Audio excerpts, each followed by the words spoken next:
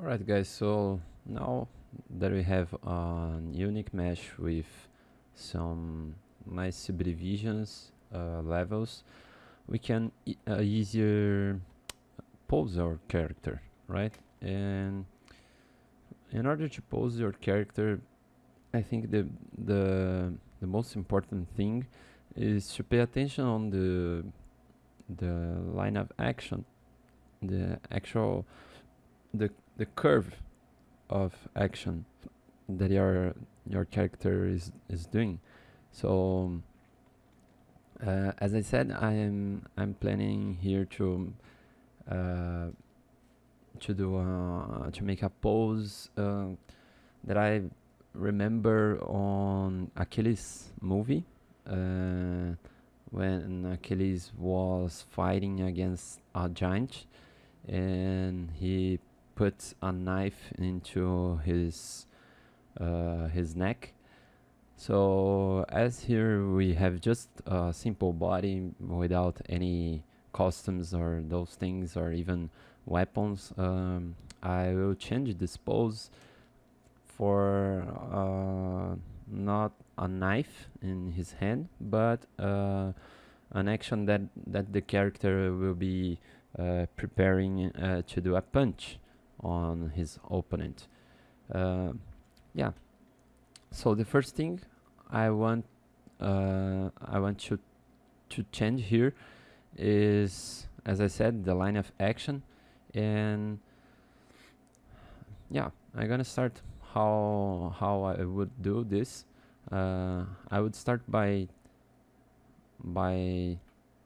making a curvature on this line, and as you can see, I start as in the first subdivision level, and you have to think actually on the movable masses of the body. Let me show you in the reference.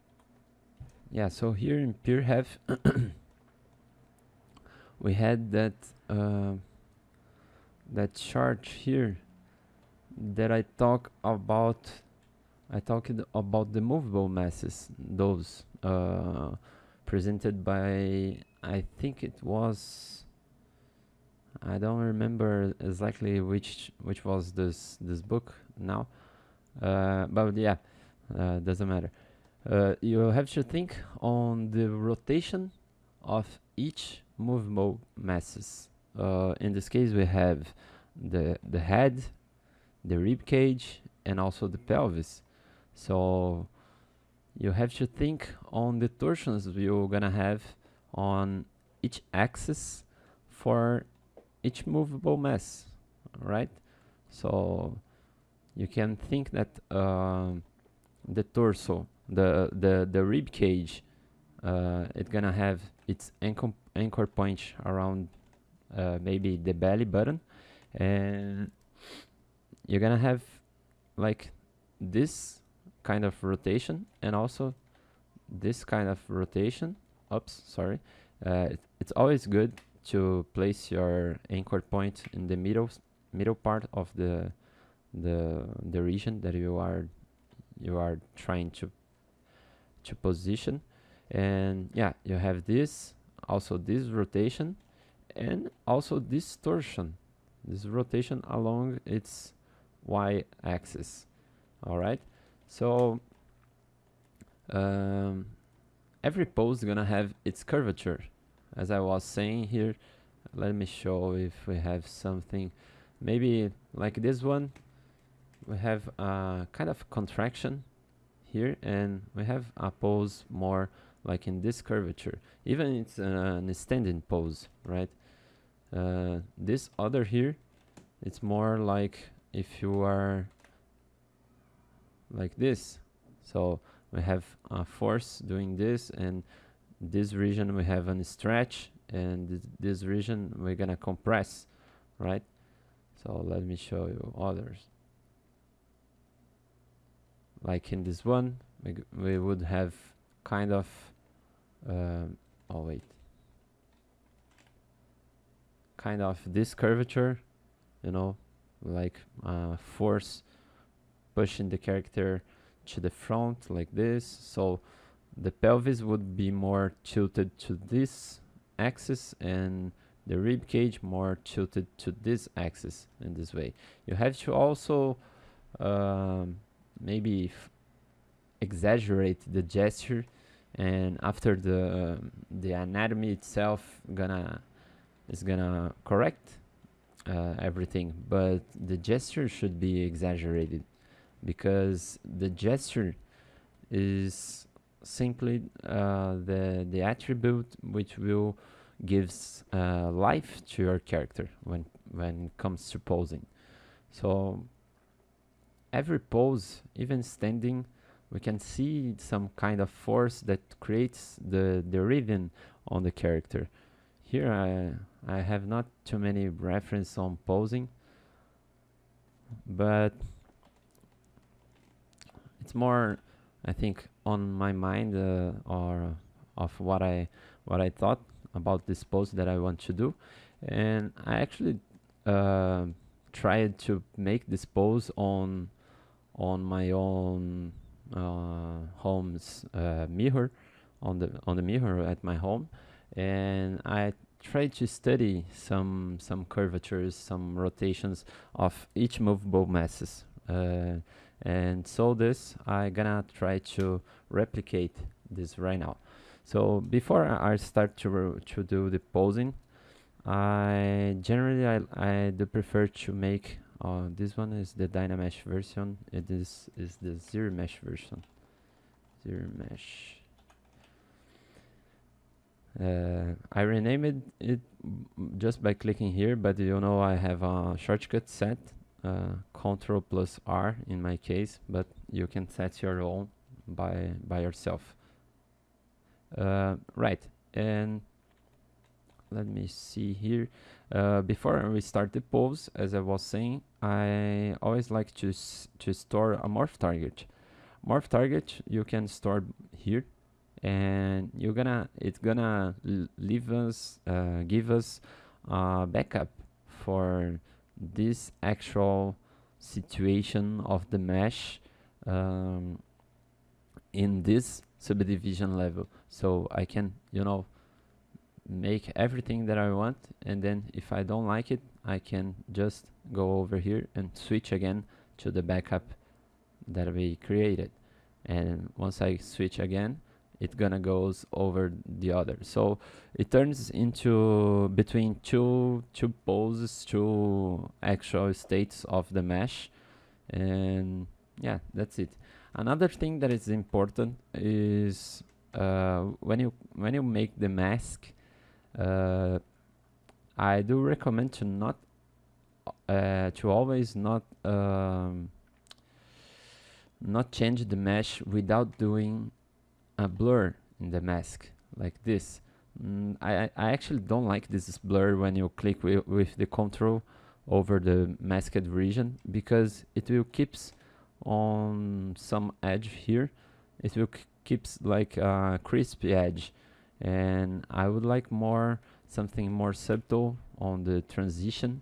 So I always like to do a blur mask, and also I set a hotkey for this button. So as you can see, there is Ctrl plus A button for me, but you can set your own hotkey. Okay, and also one last thing that I like to do is to make the pose over a layer. I didn't said about it, but doing the pose into a layer is always good to correct some part. If you want to go back again to the normal A pose and change anything on the anatomy itself, the proportion or anything, maybe into the head, you know, and after you can go again and apply the pose. So let's create a layer. In order to create a layer, you have to go over the last subdivision. This one I put it here in my custom interface, but you can always go over here and go over the the last subdivision you have, and then I'm gonna create 2 layers. One that is my default or without pose standing. I don't care about the name, you know, just to you to understand that is the initial pose, the A pose, and then another one that I would call pose, right? So everything I do over this layer here, I can disable its visualization after, and it will go back over the default, right? So I'm gonna work on everything that I will do over the posing. I will do into this layer, the pose, right? All right, so let's start with the pose. Here I'm gonna go to the first subdivision as I already said, and I'm gonna grab a mask over the region of the beginning of rib cage. So I will center pivot the gizmo. Like you can always click into this button here, and it will go to masked center. So once I click this, I will have the gizmo into the center of the mesh. And then I also click with the Alt button here in the reset orientation. Actually, in this time I'm with the mirror activated, the symmetry, so I will first deactivate this and once again center the mirror, okay? And then I'm gonna position my gizmo around the last rib, close to the belly button region. So after I'm gonna blur the mask a little bit, and then I will start to curve the model, just like this first. And also I'm gonna try to do a little bit of this distortion as well. Maybe correct the center a little bit. Maybe it was too much for the back. Can be more subtle like that. And also I'm gonna start to position the arms, or not. Let's rotate all the character like this. Let me see. Here I'm gonna start to position the head.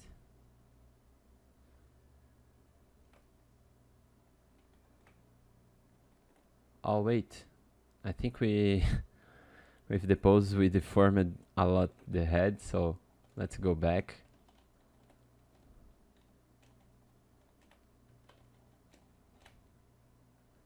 Yeah, we got some mask into the heads, so you can go over here and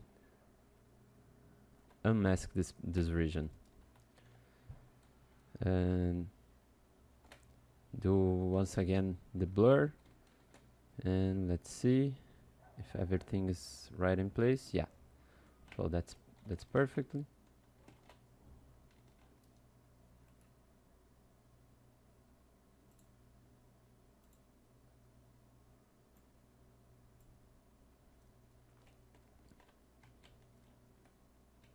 And I'm thinking here. Let me see.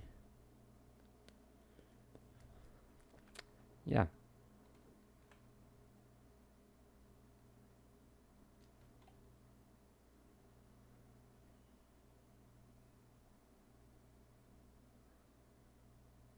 I will also try some. No. I think it will be more like this kind of torsion.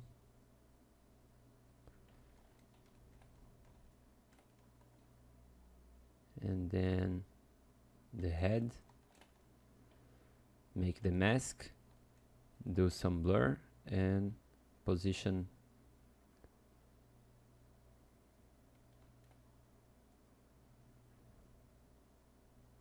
the gizmo in the center.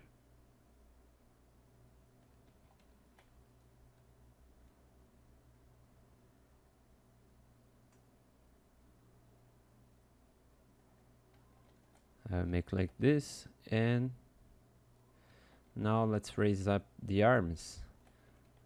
First I'm gonna place it more where I want to be, and yeah, let's start with the arms.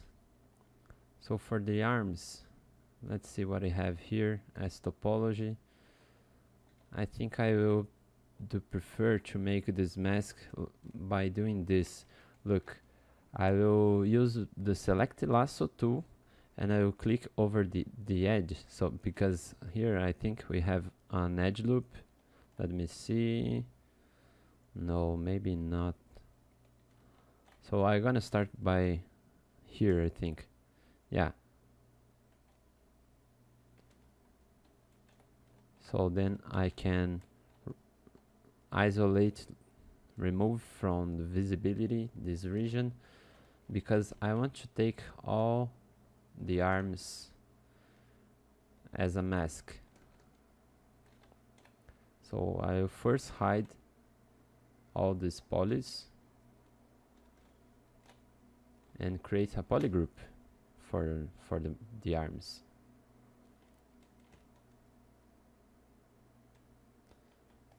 So I'm using the select lasso tool to isolate everything, removing the visualization of the region that I want. And then once I invert my selection, Control Shift, yeah, maybe this one here. Yeah, that's good. So you can do Control plus W and set a polygroup for this. And I will do the same for the other side, because the mask here, you know, not so good. Maybe if we do like this, and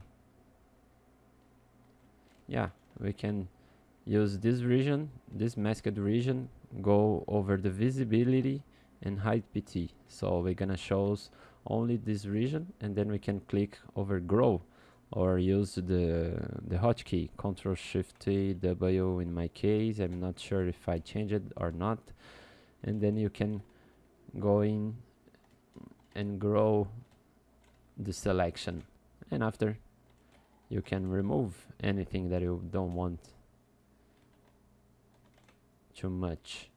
Invert selection, add more region for the deltoids, just to get an easy way to get the mask, you know. And then you can click Control W to group this visible region.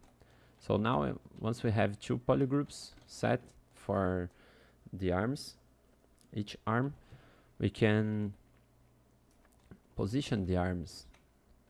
So I actually gonna make kind of like this, I think, and click with the transpose mode over the arms, and then blur the mask. Center the pivot, the gizmo. I'm using a shortcut that I've set to this button, go to a masked center.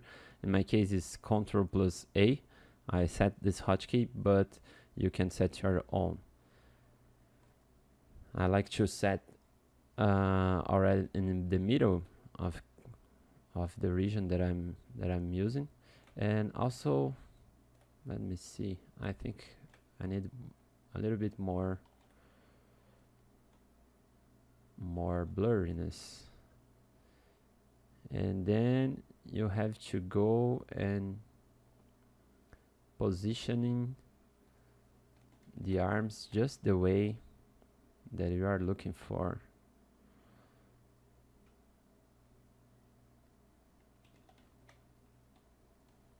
Let's raise up this one as well first.